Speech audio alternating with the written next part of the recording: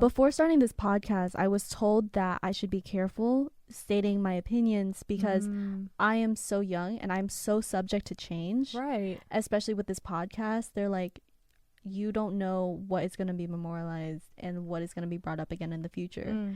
And I guess I move forward with this podcast thinking I'm knowing myself where I'm not going to be a hateful person, and I feel like I could validate my opinions moving forward.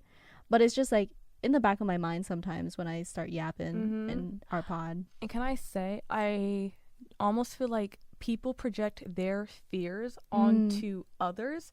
So, because when we first started this podcast, I remember you telling me about that. And I was like, girl, we could take down the episode. Like, I wasn't going to, like, if you were freaking out, then it was whatever. But I also really appreciate for you. Thank you, Ross. I really do feel like, though, at the end of the day, if we're not talking about how we currently feel with what's going on, what's the point? Like, I don't want to be so afraid of sharing my opinion because I know it's not hateful. It doesn't hurt another group of people. It's just how I feel on certain topics.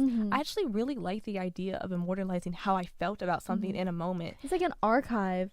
But once again, it goes back into what you said earlier about how some people treat social media like a diary.